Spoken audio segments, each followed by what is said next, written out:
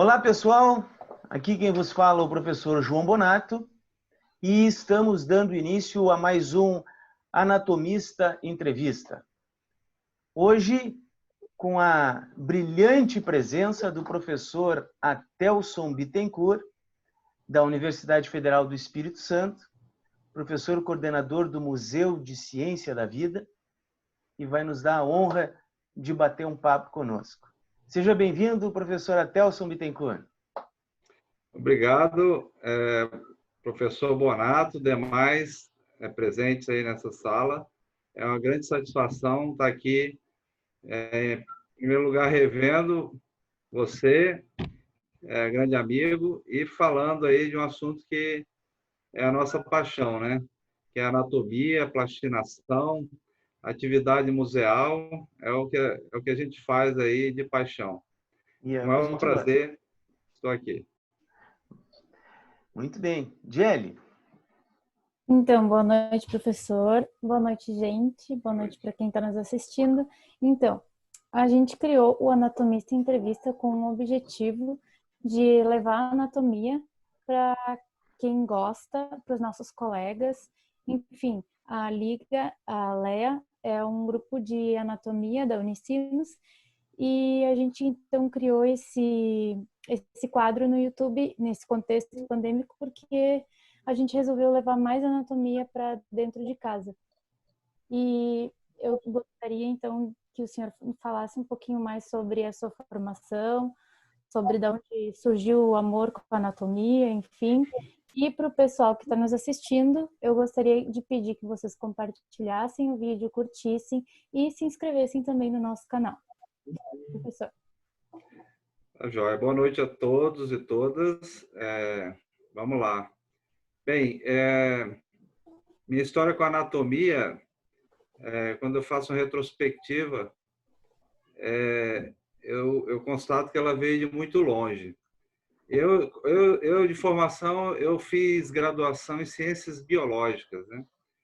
E depois eu fiz um pós-doutorado, um mestrado e doutorado na área de neurociências, trabalhando com estimulação intracraniana. Depois eu fiz um pós-doc pela Unifesp, em São Paulo. Meu doutorado e mestrado foi aqui na Federal do Espírito Santo mesmo.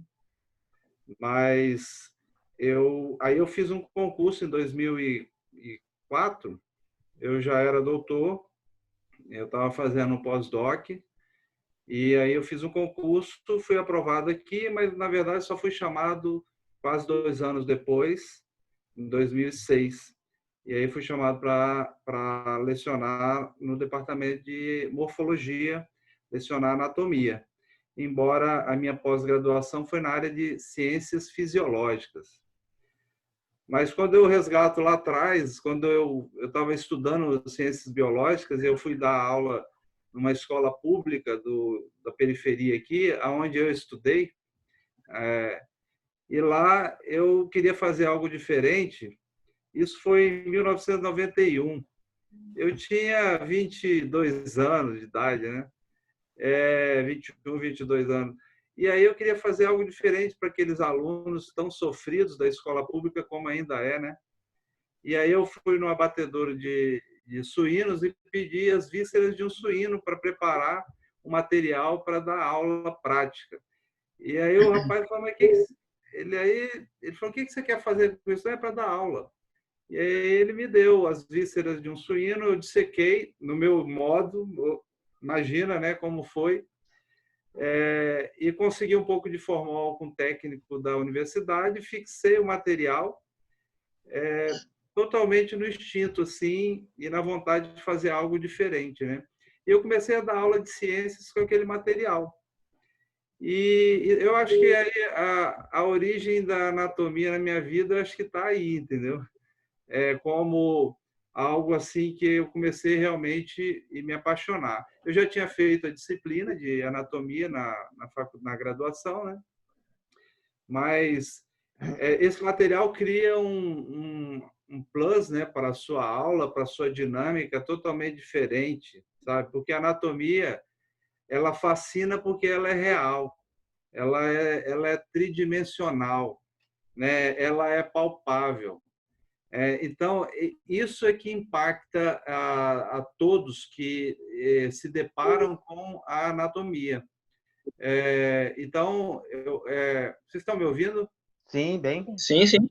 Tá. Então, e por incrível que pareça, eu tenho que contar essa historinha rápida. Muitos e muitos anos depois, eu já era professor, já estava coordenando o museu que eu tinha criado aqui, né? E aí eu fui dar aula numa escola, eu larguei aquele material para lá, né? Depois eu já estava na pós-graduação, aquele material de suíno fixado no formol ficou para trás. E muito tempo depois, a diretora de uma escola que eu trabalhei me ligou, não porque era eu, aquele professor que tinha trabalhado lá, mas porque era o coordenador do museu, me oferecendo um material que eles tinham lá naquela escola. E era um material de anatomia e tal, me deram um monte de coisa, né? Fetos, esqueleto e tal. E desse material estava o meu material, que eu tinha preparado lá atrás. Então, a minha origem na anatomia, eu acho que está aí, né? E aí, depois eu entrei em 2006 aqui no departamento de morfologia. Aí eu comecei... Eu não tinha vivência na anatomia na academia, né? Então, eu entrei ali eu tinha que aprender, né? Praticamente do zero, né? Eu era professor de ciências fisiológicas, né? Já estava dando aula no ensino superior, já desde 2001, 6 anos já. E aí, quando eu entrei na anatomia, me ofereceram a coordenação de um projeto. Esse projeto era chamado Projeto Corpo Humano. E aí eu comecei a trabalhar com esse projeto e aí me encantei com isso e virou o Museu de Ciências da Vida já no ano seguinte. Porque no primeiro ano eu já percebi que a anatomia era um negócio tão poderoso que para em vários aspectos, né, do ponto de vista didático, do ponto de vista lúdico, do ponto de vista da divulgação científica. Aí no primeiro ano eu fiz uma exposição itinerante aqui no interior do estado, foi isso com as peças. Imagina as peças, eu estava entrando, era o primeiro ano que eu estava ali, imagina que experiência eu tinha, né? Mas eu arrumei umas cubas de vidro, botei as pecinhas dentro e fomos para o interior. Aí eu fiz a exposição lá, deu 3.000 visitas em 3 dias, lá no stand improvisado. E aí eu voltei, assim, minha cabeça estava fervilhando, né? Eu falei, gente, esse negócio é muito forte. Nós temos que criar alguma outra coisa perene, né? Permanente. E daí eu tive a ideia de criar o Museu de Anatomia da UFES, né? E aí eu criei como um programa de extensão, mas um pouco depois eu percebi que anatomia era pouco. Tinha muito mais, não que anatomia é pouco, mas tinha muito mais a se explorar do que apenas a anatomia. E através da anatomia a gente chegaria nessas muitas outras coisas, né? Porque justamente a anatomia é a sua porta de entrada. Você mostra um coração e aí as pessoas ficam ligadas naquilo, né? Elas se conectam com aquela imagem tridimensional, com aquela peça, não só a imagem, né? Porque agora, com a plastinação, não é só mais a peça dentro do vidro. É a peça aqui, que eu posso tocar, que eu posso manipular. E aí, a partir daí, você discute, né? O que é um infarto, né? O que é uma patologia, essa ou outra. Você discute correlações diversas, né? Você discute arte, você discute física, matemática, usando a anatomia, né? Então, é isso que nós fazemos hoje no Museu de Ciências da Vida, né? Mas eu digo para vocês que a anatomia ela é o ponto de partida de tudo isso que eu fiz aqui, entendeu? Sim. Espetáculo. Deixa eu aproveitar essa bola quicando que tu deixaste aí, para a gente falar um pouquinho da plastinação, antes da gente falar um pouquinho do museu. Como é que a plastinação chegou para ti?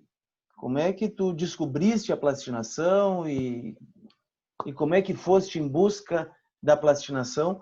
Porque eu não sei, mas eu acredito que tu tenhas hoje o maior laboratório de plastinação do Brasil, talvez o, o mais reconhecido do Brasil.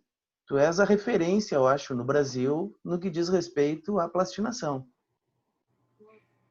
Essa questão de se eu sou referência ou não, eu deixo isso. Eu não posso nem comentar isso, né? Porque tem um conflito de interesse aqui. Bem, também falando em termos de tamanho, né? Eu acho que o laboratório aqui, eu nunca saí para medir nenhum laboratório, mas a gente conhece.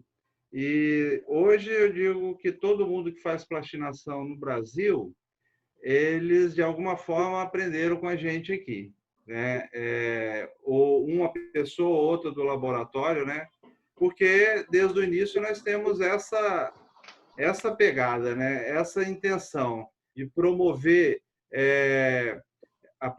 a plastinação para que outros se apropriem dessa tecnologia e possam usufruir e oferecer isso, né, às suas aos seus públicos, seja ele de museu, seja ele né, em diferentes níveis. Mas hoje a gente vem trabalhando intensamente desde 2012, quando eu retornei dos Estados Unidos, né, eu estive lá, morei um tempo lá para aprender a técnica, e de lá para cá nós viemos num processo de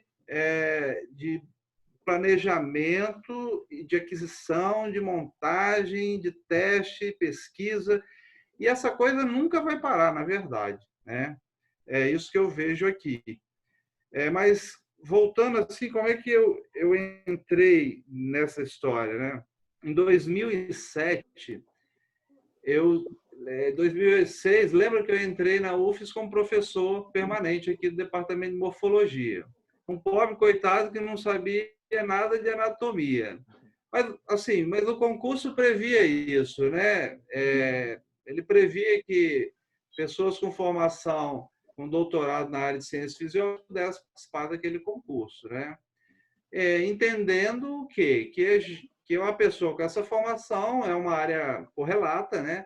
Então ele vai ter condição de se desenvolver ali. E aí eu entrei naquele primeiro ano, né? Eu estava estudando muito, tal, e eu estive em São Paulo. Eu estive lá para resolver alguma coisa no meu final do meu pós-doutorado lá, pegar umas amostras, uma coisa assim. E aí eu vi uma propaganda, né? A exposição do corpo humano plastinado, lá no Ibirapuera. Eu falei, opa, corpo humano, eu sou professor de anatomia, agora eu tenho que ir lá, né? Vamos lá. Aí eu fui e fiquei 4 horas na fila para entrar naquela exposição. Aquela foi a primeira exposição de plastinados no Brasil.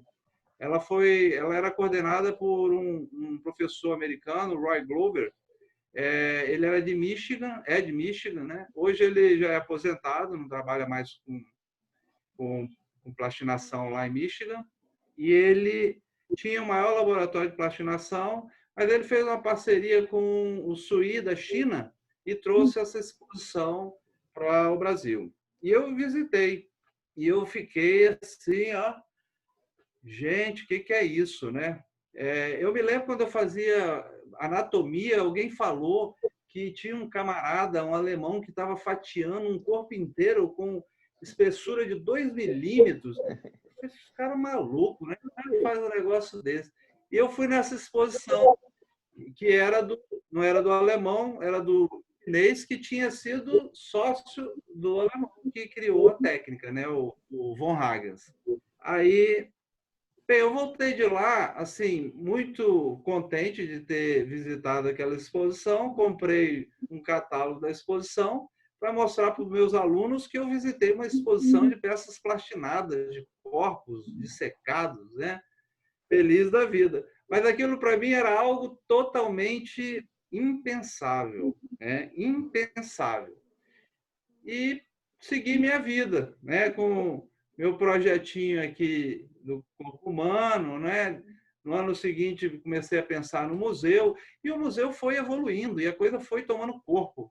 E aí chegou em 2010, tinha o Congresso Brasileiro de Anatomia, e alguém me disse que um professor dos Estados Unidos queria para dar uma conferência de plastinação, e ele era o presidente da International Society for Plastination. Eu falei, bem, eu quero ir lá.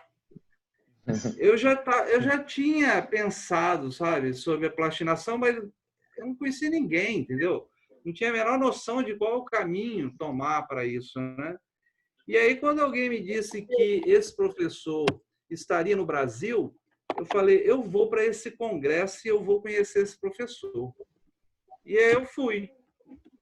Aí cheguei no congresso, eu peguei meu computador e preparei uma apresentação com os slides de umas imagens das coisas que eu estava fazendo aqui. E eu fui para a palestra dele. Quem era o professor? O professor Carlos Batista. Ele é professor, ele é brasileiro, mas já mora lá nos Estados Unidos há mais de 30 anos. Já é cidadão americano há muito tempo, né? E ele é professor lá na Universidade de Toledo, onde ele montou um laboratório de plastinação, que hoje é o maior laboratório dos Estados Unidos, né? E aí eu assisti a palestra dele sobre plastinação, algo que eu não fazia a menor ideia o que seria. E quando eu estava vendo a palestra dele, eu estava entrando numa euforia tão grande que eu olhava tudo que ele estava mostrando ali, eu falava, isso eu consigo fazer. Isso eu consigo fazer. Era algo que no meu plano, na minha mente, era factível, né? Dentro da minha competência, né? Eu sei que eu teria que aprender muita coisa, mas era algo que estava no meu horizonte, aquilo, né? E aí acabou a conferência, ele foi homenageado lá pela Sociedade, né, Brasileira de Anatomia, pelos feitos dele, e a plateia estava lotada, tinha, sei lá, umas 300 pessoas, né? Aí eu saí da sala e fiquei lá fora, porque todo mundo vai em cima da figura ilustre, né? E aí ficam lá perguntando, conversando. Aí depois de sei lá quanto tempo ele saiu da sala. E aí eu fui e pedi uma palavra com ele. Falei, você tem 1 minuto? Aí ele falou, tenho. Ele é muito gentil, né? Pessoa muito simples. E aí a gente tinha um sofazinho do lado assim. Eu falei, vamos sentar aqui um pouquinho. Aí eu sentei e falei, olha, eu sou do Espírito Santo. Eu me apresentei rapidamente e eu estou montando um museu lá, um museu de anatomia. Né? Na época ainda era museu de anatomia. E eu gostaria muito de aprender plastinação para aplicar no museu. Você não me dá a oportunidade de trabalhar com você nos Estados Unidos? Aí ele falou assim, dou. Bem assim. Aí, maravilha. aí eu fiquei assim, né? E agora? Agora se vira, né? Aí, e aí eu fui e abri o computador e mostrei algumas imagens a ele do que eu estava fazendo, né? Aí ele falou, que interessante isso, tá? Lá na minha universidade não tem um museu. Ele falou, ó, pegou o cartão, me escreve e a gente combina um projeto para você ir, né, e fazer um trabalho lá e aprender a plastinação. E nesse momento, ele estava divulgando, né, nesse congresso, o evento que ele faria no ano seguinte, em 2011. E aí eu voltei de lá do congresso enlouquecido, né, com esse negócio. Falei, gente, ele vai me deu o cartão, o cara me deu o cartão, e agora eu vou fazer contato com ele. Mas se eu quero ir trabalhar com ele, eu também tenho que ir nesse congresso que ele está fazendo lá, nessa conferência, né? E aí ele pegou, eu peguei, cheguei em casa e falei com a minha esposa, assim, Ana, olha, nós temos que ir para os Estados Unidos, eu tenho que ir lá nessa conferência, porque aí ele me deu o cartão, ele falou que eu posso trabalhar com ele e tal. No ano seguinte, eu pedi à universidade apoio para ir, né, passagem diária. Era o ano que a Dilma estava entrando na presidência, né? e a universidade, assim, muito rapidamente me negou tudo, né? Passagem diária. Eu pedi até ao ministro, entendeu? Mas negou também. E aí eu falei, quer saber? Eu vou, eu vou. Aí eu juntei meus tostões aqui, minhas pilas, né? Como diz aí no sul. Os pila? Juntei minhas pilas e me fiquei para lá. E, olha, aí eu fiquei mais louco ainda, né? Porque eu conheci o laboratório dele e a Universidade de Toledo, as universidades americanas muito bem organizadas, né? Aí e aprendi um pouco mais, né, de tudo ali que ele estava falando. Lá na conferência teve um workshop e tal. Bem, eu voltei de lá rodando a 1000 por hora e escrevi um projeto, consegui um recurso que me pagou algumas despesas, mas eu ia de qualquer maneira, entendeu? Eu ia de qualquer maneira. E eu fui, me pagou a passagem, me deu algumas diárias ali, que deu para alguns dias, e eu fui para lá. Eu aluguei um quarto lá numa casa de uma senhora, perto da universidade, e eu morei lá por quase 3 meses e trabalhei muito no laboratório para aprender a plastinação. Aí, a partir daí, quando eu voltei, em julho de 2012, que a gente iniciou a montagem, o planejamento das coisas, mas só 2 anos e meio depois eu plastinei a primeira peça aqui em Vitória. E aí depois não paramos mais. Já no final de 2016, praticamente, não no final, no meados de 2016, praticamente todo o acervo do museu já estava plastinado.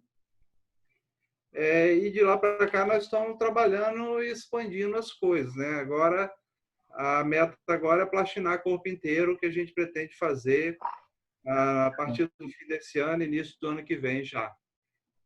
Então é mais ou menos a minha entrada na plastinação foi aí.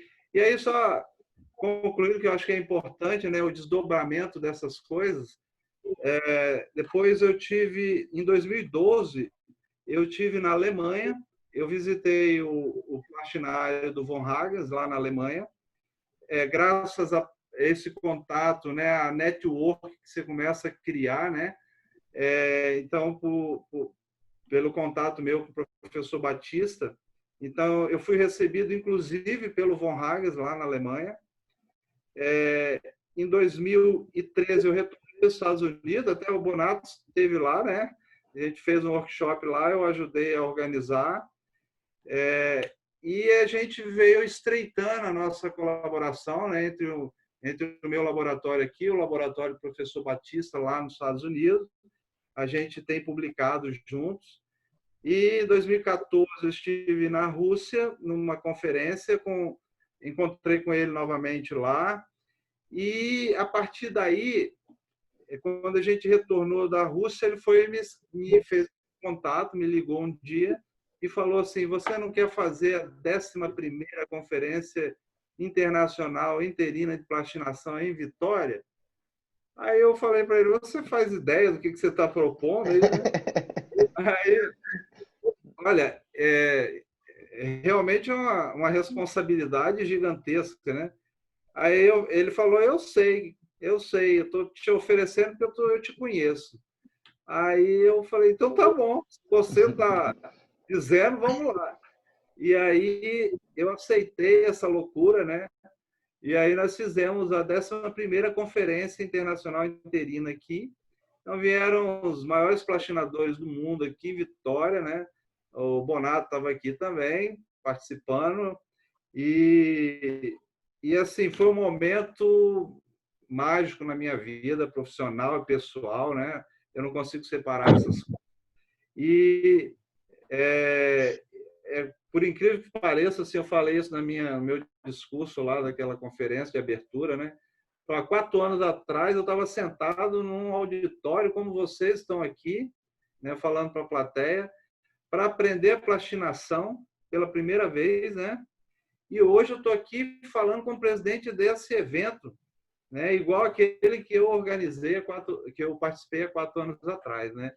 Isso é surpreendente para mim, inclusive, mas mostra a força que tem nós, né, o potencial nosso, né, das pessoas que querem realizar as coisas, né? Mas não existe almoço de graça, né? Tudo tem muito trabalho, dedicação, né? Mas assim, foi um risco grande, né? Mas a gente gosta de correr risco. E o incrível é que eu estava realizando uma exposição, estava inaugurando uma exposição enorme aqui no Palácio do Governo, tem uma área cultural restaurada de 500 anos, né? Uma construção antiga. Foi um projeto que custou R$ 200.000. E imagina que, felizmente e infelizmente, que eu quase enlouqueci, né?